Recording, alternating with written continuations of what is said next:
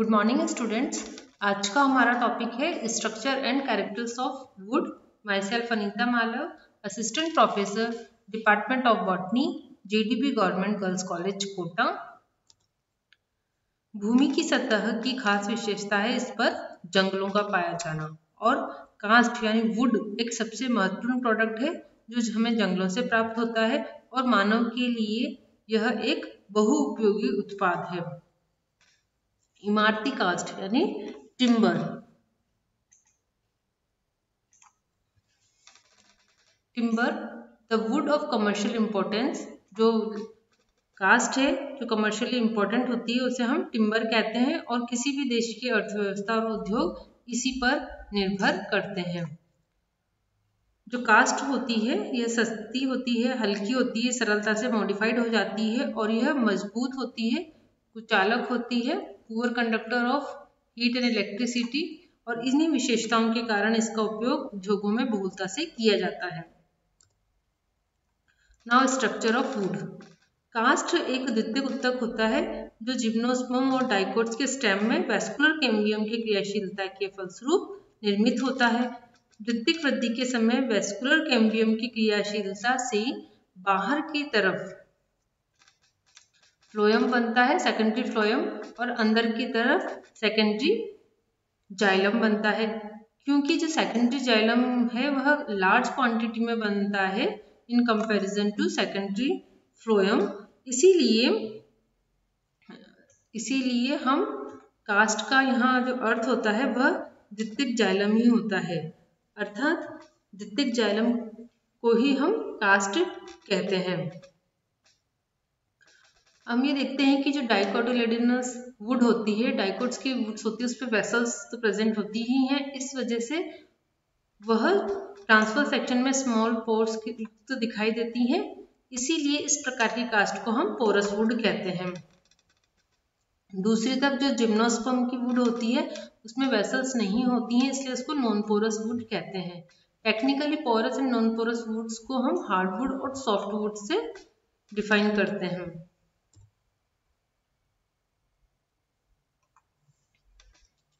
Now, distribution of vessels within the growth ring is characteristic feature of dicot wood. तो जो vessels है उसका ring में present होना डाइकोटिलेडोनस वुड जो है, डाइकोट्स की वुड है, उसकी खासियत होती है।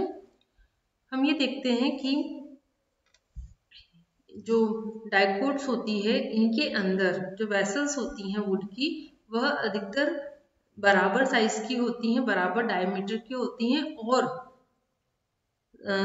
पूरे जो कास्ट होती है या हम कहें पूरी जो वलय होती है उसमें समान रूप से वितरण होता है।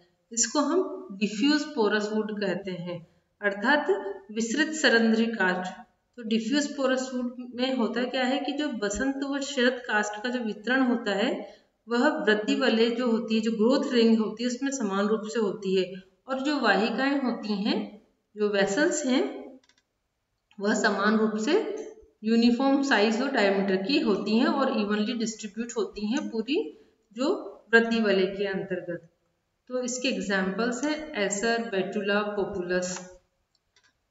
दूसरी तरफ क्वेरकस, अल्मस, फ्रेक्सिनस, रूबिनिया, इनके अंदर जो वेसल्स होती हैं, तो स्प्रिंग वुड में जो वेसल्स बनती हैं वह लार्ज होती हैं, जबकि जो ऑटम में बनती हैं वह इतनी बड़ी नहीं होती हैं। तो इस प्रकार की जो वुड होती है उसको हम रिंग पोरस कहते हैं, अर्थात इसमें डिस्टिंक्टली वह अलग अलग आपको दिखाई देंगी। स्प्रिंग वुड में तो लार्ज होंगी वेसल्स और ऑटम वुड में स्मॉल होंगी। हम ये देखते हैं कि जो रेज होती हैं और पैरेन्काइमा है वह वुड का काफी जो मात्रा है वुड की वह घेरे हुए रहती हैं इन एंजियोस्पर्म्स। इसके अलावा वुड के अंतर्गत रेजिन्स कैनाल्स, गम वगैरह डक्ट भी आती हैं, लेकिन यह जो रेजिन कैनाल है ये मुख्य रूप से जिम्नोस्पर्म वुड्स में पाई जाती हैं। हम ये देखते हैं कि जो शीतोष्ण क्षेत्र होते हैं इन टेम्परेट रीजन मोस्टली, वहां पर क्या होता है कि कैम्बियम की सक्रियता वह बसंत में अधिक होती है, जिसके फलस्वरूप जो वाहिकाएं होती हैं वो छोटी संकरी होती हैं और उनका कलर थोड़ा डार्क रंग का होता है।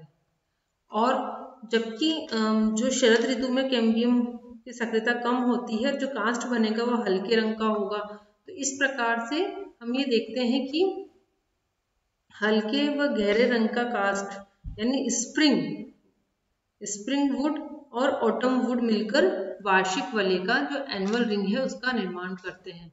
तो हम इन कॉन्सेंट्रिक रिंग्स को हम क्या कहते हैं? ये जो कॉन्सेंट्रिक रिंग्स हैं इनको हम वार्षिक वलय या ग्रोथ रिंग्स कहते हैं। तो ग्रोथ रिंग्स किससे मिलकर बनी होती हैं? स्प्रिंग वुड और ऑटम वुड से मिलकर बनी हुई होती हैं। और इन्हीं एनुअल रिंग्स को काउंट करके हम ट्री की एज का निर्धारण भी करते हैं। Now properties of would. हम यह देखते हैं कि जो वुड की जो प्रॉपर्टी होती है वह विभिन्न तरह से निर्धारित होती है, जैसे disposition of its cell, nature of the cell wall and structural configuration of the cells. तो इन के आधार पर वुड की प्रॉपर्टी निर्धारित होती है। पहला हम पढ़ते हैं फिजिकल प्रॉपर्टी। इसको हमने दो भागों में कैटेगराइज किया है, यांत्रिक और अयांत्रिक, यानी mechanical and non mechanical properties. तो सबसे पहले है मैकेनिकल प्रॉपर्टीज। तो कास्ट की ये जो प्रॉपर्टी होती है इसके अंदर स्ट्रेंथ, स्टिफनेस, टफनेस, हार्डनेस, क्लेवेबिलिटी आदि चीजें इसके अंतर्गत आती हैं। और यह मैकेनिकल प्रॉपर्टी जो होती है यह वुड के अंदर की जो डेंसिटी, घनत्व है, मॉइस्चर कंटेंट है आदि पर निर्भर करती है। नाउ स्ट्रेंथ, कास्ट की वह प्रतिरोधक क्षमता जो कि उस पर बाह्य बल लगाने पर प्रदर्शित होती है उसको हम क्या कहते हैं? स्ट्रेंथ, या इसको सामर्थ्य भी कहते हैं। और सामर्थ्य को हम निम्न तरह से हम बता सकते हैं कि कितने तरह के सामर्थ्य वुड में होते हैं। पहला है क्रशिंग और कंप्रेशन स्ट्रेंथ, अर्थात प्रतिरोधक क्षमता हो वुड के अंदर किस तरह की कि वह अपने सेल्स को क्रश होने से, मतलब किसी भी तरह का दबाव होए उस पर दबाव लगे तो वो अपने सेल्स को क्रश होने से बचा सके। तो इस तरह की जो स्ट्रेंथ अगर वुड में है तो उसको हम कहेंगे क्रशिंग और कंप्रेशन स्ट्रेंथ। दूसरी है टेंसाइल स्ट्रेंथ। टेंसाइल स्ट्रेंथ का यहाँ पर मीनिंग है, मतलब है कि जो वुड की ऐसी रेजिस्टेंस पावर जिसके द्वारा दो विपरीत ध्रुवों पर अगर, मतलब पोल्स पर अगर दोनों तरफ से अगर प्रेशर लग रहा है तो उसका प्रतिरोध कर सके, इसको हम कहते हैं टेंसाइल स्ट्रेंथ। दूसरा है शेयरिंग स्ट्रेंथ। यह वुड की वह एबिलिटी है जिसके द्वारा उस पर फोर्स लगने पर भी जो उसके फाइबर हैं, जो वुड के फाइबर हैं, वो अपने स्थान पर ही रहें और इधर उधर ना जा पाए, तो उसको हम कहेंगे शेयरिंग स्ट्रेंथ। बैंडिंग स्ट्रेंथ, इसका मतलब है यह वह प्रतिरोधक क्षमता है कि जिससे फोर्स लगने पर भी लकड़ी मजबूत रहे और वह उसमें ब्रेक, यानी उसमें वह टूटे नहीं, उसमें ब्रेक ना हो, फोर्स लगने पर भी अगर वो टूटे नहीं तो उसको हम कहेंगे bending strength. Stiffness and flexibility. Stiffness का मतलब है कि वुड की वह क्षमता जिसके द्वारा वह बाह्य फोर्स लगने पर भी उसके शेप में चेंज नहीं है होना, वह स्टिफनेस कहलाएगा। इसके विपरीत फ्लेक्सिबिलिटी यह है कि अगर वुड के ऊपर कोई अगर फोर्स लग रहा है तो उसमें टेम्पररी वह डिफॉर्मेशन होगा, लेकिन फोर्स हटाने पर अगर वह वुड वापस अपनी स्थिति पर आ जाए तो उसको हम कहेंगे कि उस वुड के अंदर क्या है? फ्लेक्सिबिलिटी। और ये जो फ्लेक्सिबिलिटी होती है इसका कारण होता है वेरियस कंपोनेंट्स जो वुड में पाए जा रहे हैं और amount of air present in it. यहाँ एक एग्जांपल है विलो वुड का। इसकी जो वुड होती है काफी फ्लेक्सिबल होती है। उसका कारण यही है कि जो सेल्स होती हैं उसकी वॉल में अबंडेंट एयर स्पेसेस होते हैं। So under physical stress, flexibility is distorted temporarily, but वह अपनी ओरिजिनल स्थिति में भी आ जाएगा जब वहां से फोर्स को या स्ट्रेस को हटा दिया जाएगा। इस प्रकार की जो विलो वुड है इसका उपयोग रेलवे स्लीपर्स और क्रिकेट बैट्स बनाने में यूज किया जाता है। टफनेस। टफनेस वुड की वह एबिलिटी है जो उसको फटने से या स्प्लिट होने से बचाता है। हम कहते हैं कि वुड टफ है, अर्थात वह स्प्लिट नहीं हो रही है, फट नहीं रही है। तो यह भी डिपेंड करता है कि जो वुड की सेल्स की जो सेल वॉल्स हैं उनका कंपोजिशन कैसा है। इस प्रकार की जो टफ वुड होती हैं उसका उपयोग एथलेटिक्स बूट्स बनाने में, व्हील स्पोक्स बनाने में, हैमर और एक्स हैंडल्स बनाने में इसका उपयोग किया जाता है। हार्डनेस, यह वह क्वालिटी या एबिलिटी है वुड की जो उसको इंडेंटेशन या एब्रेशन यानी मुड़ने से, बैंड होना, उसमें कहीं से मुड़ाव होने से वह रोकती है। अर्थात यह भी निर्भर करता है कि उस वुड के जो फाइबर हैं अरेंजमेंट किस तरह से है।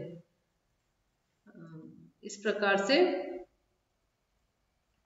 जो हार्डनेस है वह वुड की एबिलिटी है। It is the ability of the wood to resist indentation and abrasion. Now cleavability, it refers to the ability of wood with which it can be easily split or cut as desired.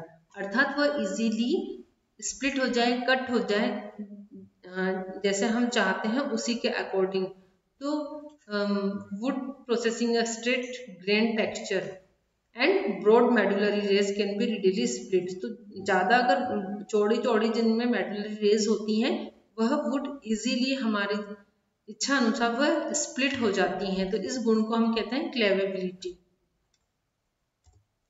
Now non mechanical properties, जैसे इसके अंदर आएगा moisture content, density, durability, surface characteristics आदि। Moisture content हम ये जानते हैं कि जो कास्ट की प्रकृति कैसी होती है, नमी सोखने वाली होती है। अगर इसकी जो कंटेंट मॉइस्चर कंटेंट है वह इनवर्सली प्रोपोर्शनल होता है उसकी स्पेसिफिक ग्रेविटी अर्थात उसके घनत्व के विपरीत होता है। नाउ डेंसिटी, जो एक्चुअल मास होता है सेल वॉल का, the actual mass of cell wall material per unit volume, वह उसकी क्या कहलाती है, डेंसिटी अर्थात घनत्व। ड्यूरेबिलिटी, ड्यूरेबिलिटी का मतलब है कि जो लकड़ी है, जो कास्ट है, वह फंजाई, बैक्टीरिया और इंसेक्ट से अपने आप को किस तरह से, इन आक्रमण से अपने आप को बचाता है, यह उसकी ड्यूरेबिलिटी कहलाती है। जैसे wood of red cedar, juniperus, cypress, black walnut and chestnut are the most durable woods. तो यह अपने आप को विभिन्न तरह के बैक्टीरिया, फंजाई और इंसेक्ट्स, इनके आक्रमण से अपने आप को सुरक्षित रखते हैं। Whereas willow, salix nigra, cottonwood, populus and basswood are relatively less durable। तो ये कम ड्यूरेबल वुड्स हैं। नाउ सरफेस कैरेक्टरिस्टिक्स, इसके अंतर्गत लस्टर, ऑर्डर, कलर और फिगर, ये सब कैरेक्टरिस्टिक्स में आते हैं। लस्टर का मतलब है कि जो वुड की जो सरफेस है वह कितनी चमकदार आपको दिखाई दे रही है, अर्थात वह विभिन्न एंगल से देखने पर वो, अगर वो लाइट्स को जब हम देखते हैं रिफ्लेक्ट करती है तो हमें वह चमकदार दिखाई देती है। जैसे wood of mulberry, Morris alba is very bright and lustrous. इसके दूसरी तरफ हम देखते हैं कि डिप्टेरोकार्पस स्पीशीज या जामुन जो होता है, सिजियम, इनकी जो सतह होती है वह लस्टर नहीं होती है।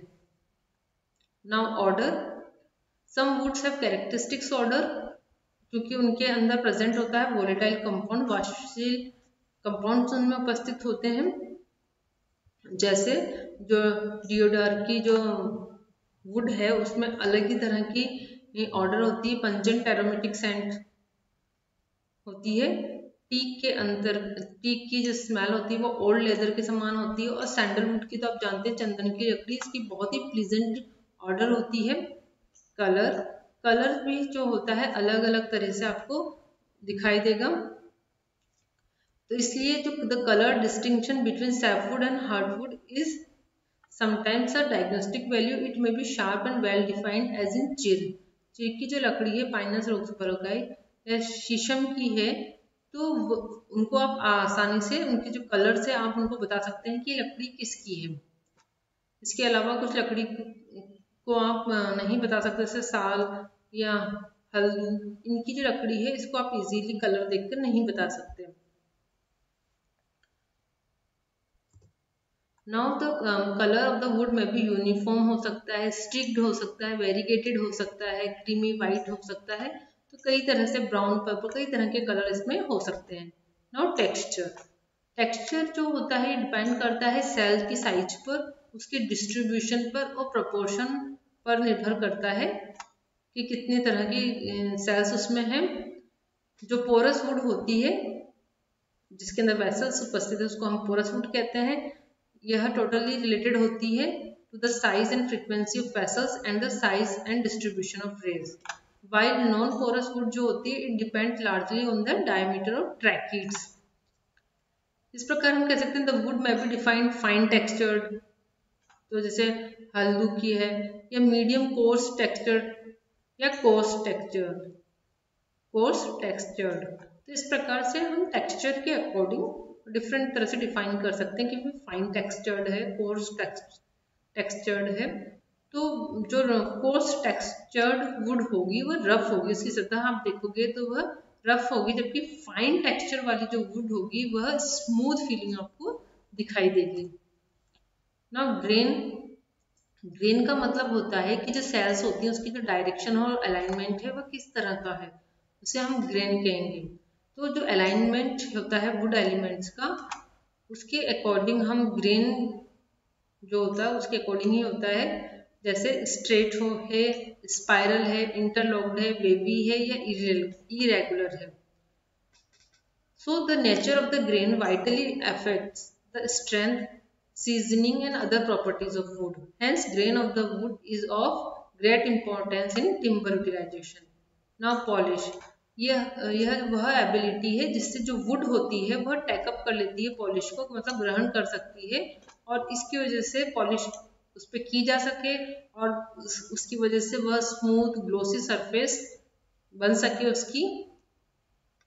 इसको हम कहते हैं कि यह गुण है वुड का कि वह अगर पॉलिश को ग्रहण कर सके तो उसको हम इस पॉलिश के अंतर्गत गुण में लेंगे।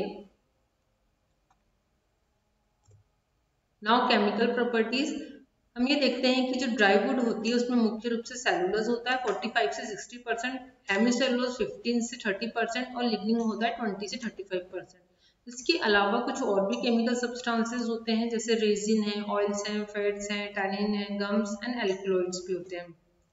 जो सेलुलोज होता है वह बेसिक स्ट्रक्चर या फ्रेमवर्क बनाता है और लिग्निन जो होता है वह सेलुलोज नेटवर्क के बीच बीच में उसको गैप्स को फिल कर देता है। दस जो लिग्निन होता है वह स्टिफनेस और रिजिडिटी सेल को प्रदान करता है, सेल वॉल को।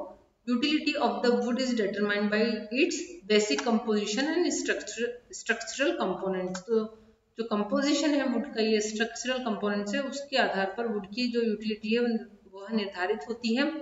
जैसे हम देखें कि अगर हमें पेपर मैन्युफैक्चर करना है तो हमें वो वाली wood हमारी लाभदायक होगी जिसके अंदर सेलुलोज कंटेंट जाता है, और जिसके अंदर टैनिन कंटेंट जाता है तो वह wood कैसे होगी, ड्यूरेबिलिटी उसकी ज़्यादा होगी, और ड्यूरेबिलिटी ज़्यादा होने से हम उसको कंस्ट्रक्शनल पर्पस के रूप में उसका इस्तेमाल कर सकते हैं।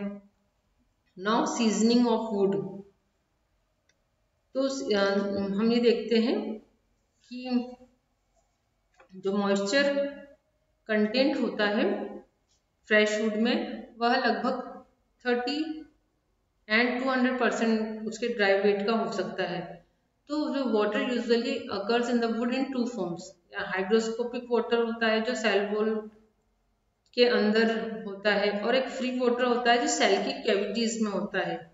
The wood begins to lose moisture as soon as it expose to dry atmosphere. तो जैसे जैसे जो वुड होती है वो ड्राई एटमोसफियर में एक्सपोज होगी तो उसमें क्या मॉइस्चर कम होता जाएगा।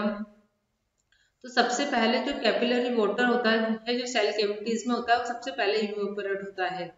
लेकिन यह बात होनी चाहिए कि अगर लॉस भी अगर हो रहा है वुड में तो लेकिन उसकी जो सेल वॉल है वह श्रिंक नहीं होनी चाहिए।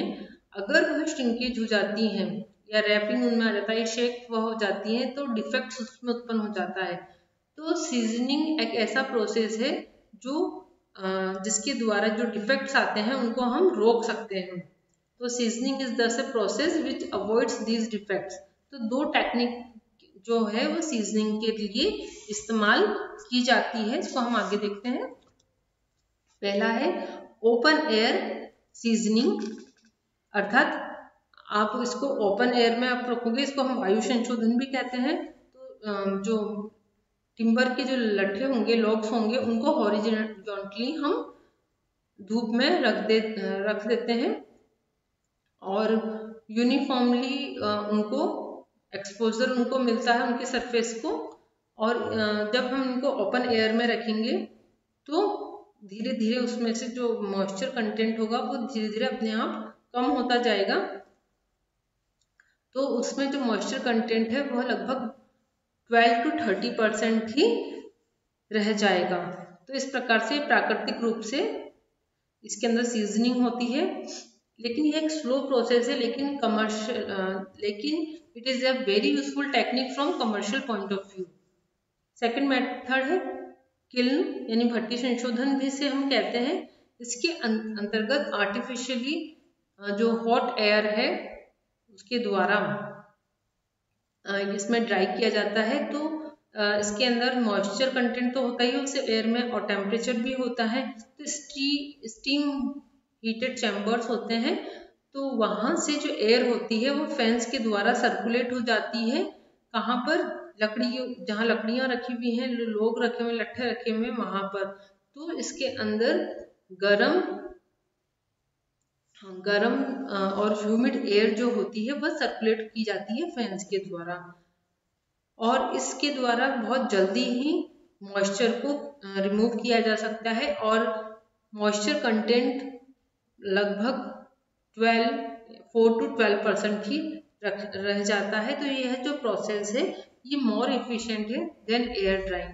अगर हम वायु शोधन करते हैं उससे तो यह काफी अच्छा है और इसमें कम समय भी लगता है।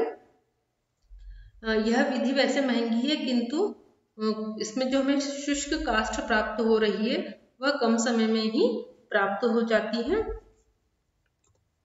आशा है आज का लेक्चर आपको समझ में आया होगा कि किस तरह से वुड की स्ट्रक्चर होती है, किस तरह की प्रॉपर्टीज उसमें होती है, केमिकल और फिजिकल प्रॉपर्टीज। अगले लेक्चर में हम काष्ठ स्रोत पादपों का हम अध्ययन करेंगे। Please subscribe YouTube channel CCE Raj JDP GGC Kota. धन्यवाद।